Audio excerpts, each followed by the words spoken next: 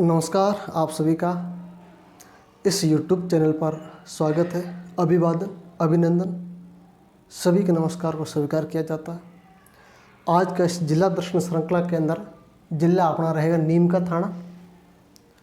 नीम का थाना से संबंधित महत्वपूर्ण फैक्ट कौन से संभाग के अंदर है, किन किन जिलों को तोड़कर के इस जिले का गठन किया गया है। सबसे पहले संभाग के अंदर है सीकर संभाग के अंदर। कौन से संभाग में है? सीकर संभाग के अंदर। सीकर संभाग में कितने ज़िले हैं वो भी देख लेते हैं। मैंने एक ट्रिक इनसे पहले वाले वीडियो के अंदर मैंने देखा था, इसी प्लेलिस्ट के अंदर है, मैंने ट्रिक लिखवाई आपको। सीकर से नीम चुरा कर झुंझुनू गए। सीकर से नीम चुरा कर, सीकर से नीम चुरा कर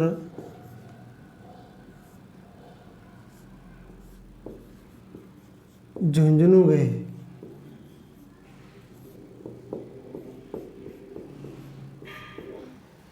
सीकर से सीकर जिला हो गया, नीम से नीम का थाना हो गया, चुरा से चूरू हो गया और झुंझुनू। 4 जिले हैं। इन ट्रिक में से निकल रहा है सीकर, नीम का थाना, चूरू और झुंझुनू। यह ट्रिक थी सीकर संभाग की। कौन से संभाग की? सीकर संभाग की। एक बार और देख सकते हो, सीकर से नीम चुरा कर गए कहाँ? झुंझुनू। इतनी अच्छी ट्रिक है, नोट डाउन कर सकते हो। सीकर से नीम चुरा कर झुंझुनू गए, ठीक है ना। ये कौन से संभाग की ट्रिक है? सीकर संभाग की है, ठीक है। नीम के थाने जिले का गठन है जो सीकर और झुंझुनू को तोड़ करके किया है। कौन कौन से जिलों से? सीकर और झुंझुनू से। अब रही बात है कि सीकर से कौन कौन से तहसीलें ली है और झुंझुनू से कौन कौन से तहसीलें ली है। तो सीकर से तहसीलें ले ली है 3। कितनी तहसीलें हैं? 3। और झुंझुनू से 2 तहसीलें। कुल कितनी तहसीलें होगी? 5 तहसीलें। कितने तहसीलें? 5 तहसीलें हैं। ये 5 तहसील होगी, 4 उपखंड हैं। उपखंड कितनी है? 4 उपखंड है। अब रही बात कि सीकर से जो 3 तहसीलें थी उनका क्या क्या नाम? सीकर से 3 तहसीलें हैं। नीम का थाना जो जिला मुख्यालय है, ये सीकर से लिया गया है। नीम का थाना, पाटन और श्री माधोपुर। लिखवा देता हूँ सीकर वाली पहले। सीकर से तहसीलें ली है नीम का थाना,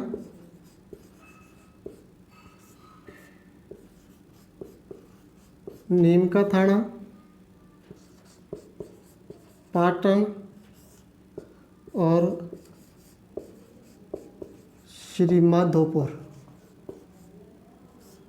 यह शब्द है ना, ध्यान रखना। सवाई माधोपुर नहीं है, कहीं गलत ना कर दो। श्री माधोपुर है जो सीकर की तहसील थी, जो अब है नीम का थाना के अंदर। 3 तहसीलें होगी सीकर से, नीम का थाना, पाटन और श्री माधोपुर, ठीक है ना। अब झुंझुनू से जो 2 तहसीलें ली गई थी उसका क्या नाम है? तहसीलों का नाम याद रखना जरूरी है क्योंकि प्रश्न बन सकता है। झुंझुनू से उदयपुर, वाटी और खेतड़ी।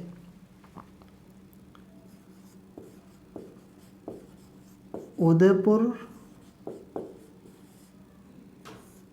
वाटी और खेतड़ी। पहले आप खेतड़ी झुंझुनू के अंदर पढ़ा करते थे, अब है जो सीकर के ये है नीम का थाना के अंदर, ठीक है ना। झुंझुनू में नहीं है, तो इसको ध्यान रखना।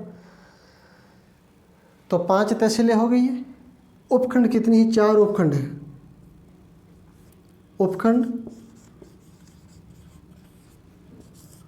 उपखंड कितनी है? 4 उपखंड है। नाम तो यही है। इनमें से जो ये पाटन है ना, इनको बाहर निकाल देना क्योंकि ये तहसील है, उपखंड नहीं है।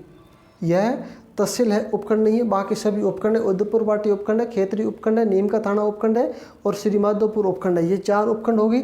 और यह कुल है जो 5 तहसीलें हैं जिसके अंदर पाटन शामिल है। पाटन उपखंड के अंदर शामिल नहीं है, ठीक है ना। पाटन के अलावा सभी उपखंड हैं। ठीक है ना, ये लिखने की ज़रूरत नहीं, मैंने लिखवा दिया। बाकी आप ये है जो लिख सकते हो, 4 उपखंड है। अब सीमा कितने जिलों से बनाता है? सीमा 4 जिलों से। अब 4 देखो नाम आसानी से याद रह सकता है, क्योंकि 2 तो ये हो गए जिनसे ये जिला अलग हुआ है। कौन कौन सा?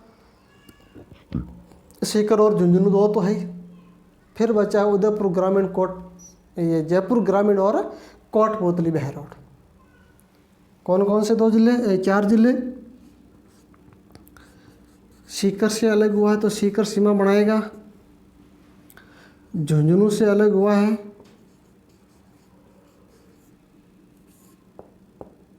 जयपुर ग्रामीण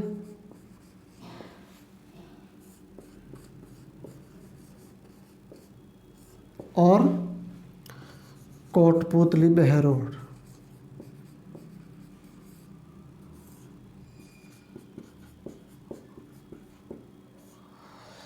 चार जिले हो गए, सीकर, झुंझुनू, जयपुर ग्रामीण और कोटपुतली बहरोड। ये 4 जिले हैं जो नीम का थाना से सीमा बनाते हैं। अंतर्राज्यीय सीमा भी बनाता है हरियाणा राज्य से।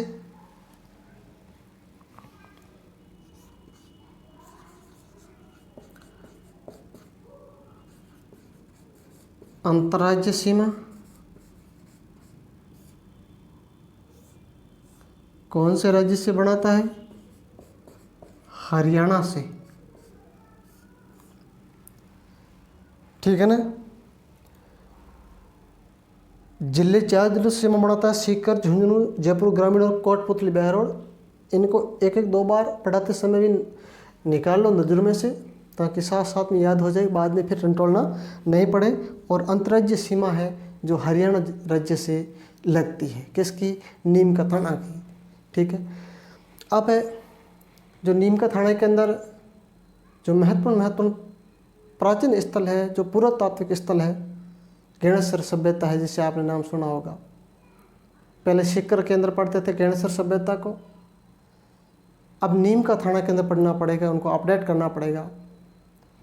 जैसे गणेश्वर है, टपकेश्वर है, बालेश्वर है, यानी इसके अंदर जो महत्वपूर्ण है, जो गणेश्वर का याद रखना, जो गणेश्वर सभ्यता है, गणेश्वर सभ्यता कहाँ पे है? अभी नीम का थाना के अंदर है। इनसे संबंधित महत्वपूर्ण फैक्ट मैं नेक्स्ट स्लाइड पर लेता हूँ। गणेश्वर सभ्यता या गणेश्वर नाम लिख देता हूँ, गणेश्वर सभ्यता। गणेश्वर सभ्यता जो ताम्रयुगीन सभ्यताओं की जननी कहा जाता है, गणेश्वर सभ्यता को ताम्रयुगीन सभ्यताओं की जननी, ताम्रयुगीन सभ्यताओं की जननी। पूछा जाएगा कि ताम्रयुगीन सभ्यताओं की जननी किसे कहते हैं? तो गणेश्वर सभ्यता को कहते हैं।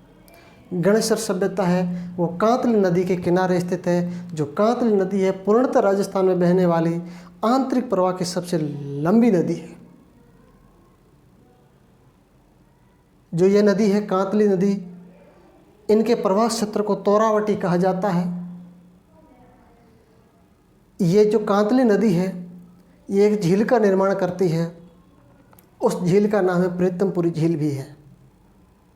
जो यह कांतली नदी से संबंधित है, कांतली नदी के किनारे स्थित है।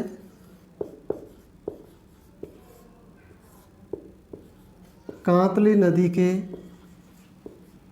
किनारे, कांतली नदी के किनारे कौन सी सभ्यता फली फूली? तो आपका आंसर होगा गणेश्वर। मैं गणेश्वर सभ्यता संबंधित फैक्ट लिखा रहा हूँ और कांतली नदी के संबंधित भी लिखवाऊंगा। अभी मैंने बताया कि पूर्णतः राजस्थान में बहने वाले जो आंतरिक प्रवाह की सबसे लंबी नदी है, पूर्णतः राजस्थान के अंदर बहने वाली ये कांतली नदी है ना, लिखोगे पूर्णतः राजस्थान में बहने वाली आंतरिक प्रवाह की, ठीक है ना, आंतरिक प्रवाह की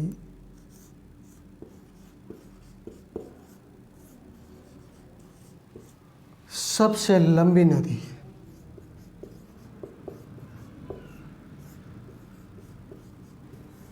लंबी नदी कौन सी है? कांतली नदी है, जो पूर्णतः राजस्थान में बहने वाली आंतरिक प्रवाह की सबसे लंबी नदी है। और यह है, इसके प्रवाह क्षेत्र को क्या कहते हैं? प्रवाह क्षेत्र को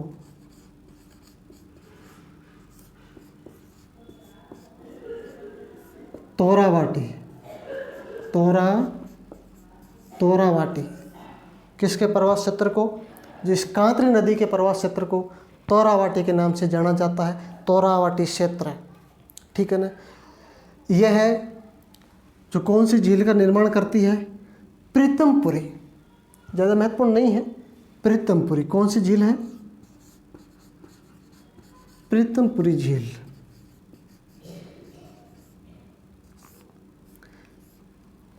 नए जिले बन गए तो छोटे छोटे स्थानों को पीछे नहीं छोड़ सकते, क्योंकि ये वो महत्वपूर्ण बन गए हैं, ठीक है। तो गणेश्वर सभ्यता ताम्रयुगीन सभ्यताओं की जननी कांतली नदी के किनारे है। और जो कांतली नदी है वह पूर्णतः राजस्थान में बहने वाली आंतरिक प्रवाह की सबसे लंबी नदी है। कांतली नदी के क्षेत्र को, उसके बहाव क्षेत्र को तोरावटी कहा जाता है और प्रीतमपुरी झील का निर्माण करती है। कौन सी नदी? कांतली नदी। अब पढ़ते हैं एक सोनारी सभ्यता। कौन सी सभ्यता? सोनारी सभ्यता भी कहाँ पे है? नीम का थाना के। सोनारी सभ्यता ये लोहे युगीन सभ्यता है। गणेश्वर सभ्यता जो ताम्र युगीन सभ्यता है। कौन सी सभ्यता ये है? लोहे युगीन सभ्यता। ये महत्वपूर्ण है, इनको देखना। गणेश्वर ताम्र युगीन सभ्यताओं की जननी है, वो ताम्र युगीन भी है और यह है लोहे युगीन सभ्यता। इस सभ्यता में सबसे ज़्यादा जो लोहे गलाने की भट्टियाँ थी, सर्वाधिक लोहे गलाने की भट्टियाँ कहाँ मिली? सोनारी सभ्यता। सर्वाधिक लोहे गलाने की भट्टियाँ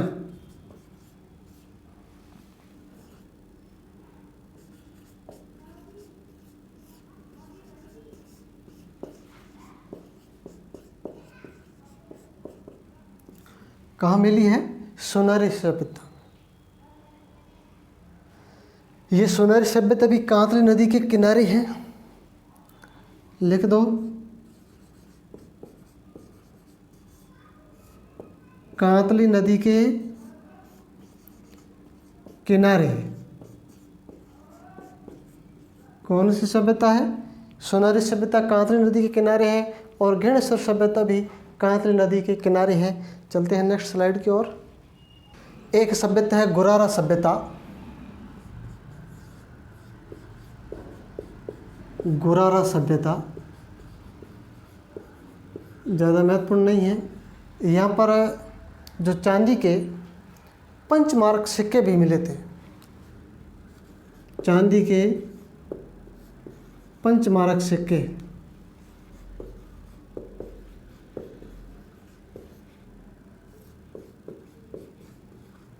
पूछा जा सकता है कि चांदी के पंचमार्क सिक्के कहाँ मिले? तो गुरारा सभ्यता के अंदर चांदी के पंचमार्क सिक्के मिले। अब जो इनका एक महत्वपूर्ण शहर है वो है खेतड़ी। पहले झुंझुनू के अंदर था, अब है नीम का थाना के अंदर। खेतड़ी क्यों प्रसिद्ध है? इनसे संबंधित कई महत्वपूर्ण फैक्ट हैं, आपको ध्यान भी होगा। खेतड़ी के अंदर सबसे ज़्यादा तांबे का उत्पादन होता है। तांबे का उत्पादन के लिए जो है कि भारत सरकार के हिंदुस्तान कॉपर लिमिटेड HCL जो नवंबर 1967 के अंदर स्थापना की गई थी तांबे का उत्पादन के लिए। किसके उत्पादन के लिए? तांबे के उत्पादन के लिए। तांबे का उत्पादन के लिए जो भारत सरकार की हिंदुस्तान कॉपर लिमिटेड जिसको HCL कह सकते हैं,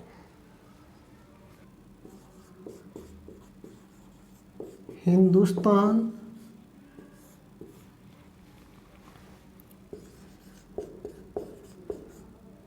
कॉपर लिमिटेड, इसको HCL, H यानी हिंदुस्तान, C से कॉपर, L से लिमिटेड, इसकी स्थापना की थी। स्थापना किसकी स्थापना? HCL की स्थापना जो 1967 के अंदर की थी भारत सरकार के माध्यम से। 1967 के अंदर खेतड़ी के महाराजा अजीत सिंह का नाम आपने सुना होगा, जिसने विवेकानंद नाम रखा था। विवेकानंद जी का पहले नाम नरेंद्र नाथ था। अजीत सिंह जी के द्वारा विवेकानंद जी को शिकागो धर्म सम्मेलन में भाग लेने की व्यवस्था की थी, वो अजीत सिंह ने की थी।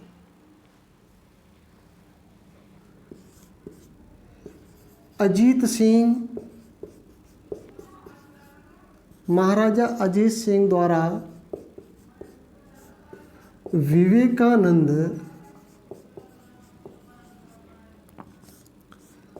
को शिकागो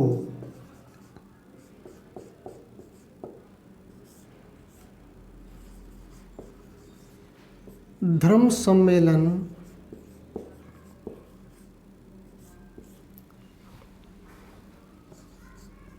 में भेजने की व्यवस्था की थी।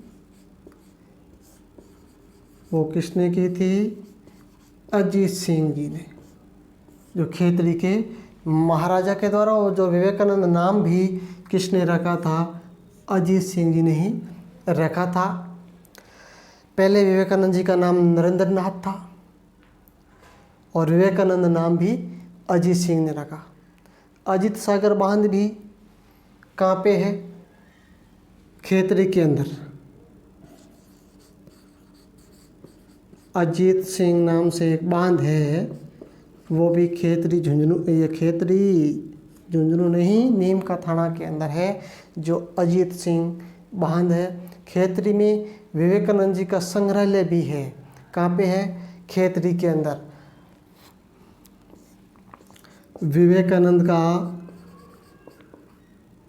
विवेकानंद संग्रहालय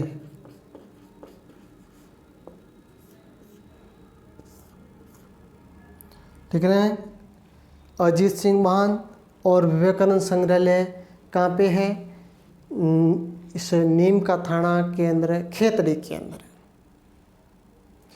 एक मंदिर भी है जिसका नाम है दाढ़ी मूछ वाले राम लक्ष्मण का मंदिर। लिख सकते हो, दाढ़ी मूछ वाले राम लक्ष्मण का मंदिर। राम लक्ष्मण का मंदिर कहाँ पे है? खेतड़ी के अंदर है। खेतड़ी नीम का थाना के अंदर है। खेतड़ी को ताम्र नगरी भी कह सकते हैं, मैंने पहले भी आपको बताया था, जो भारत की ताम्र नगरी के नाम से जाना जाता है। अब लिख सकते हो, यहाँ लिखा देता हूँ, भारत की ताम्र नगरी, भारत की ताम्र नगरी। ये है अपना आज का नीम का थाना जिला, जिसको आपने अच्छी तरह से पढ़ा, समझा, नोट डाउन भी किया होगा। अब तो सब्सक्राइब करने का अवसर आपके पास में है, कर देना, और शेयर भी अपने मित्रों के साथ में कर देना ताकि वो भी इस वीडियो का फ़ायदा ले सके। धन्यवाद।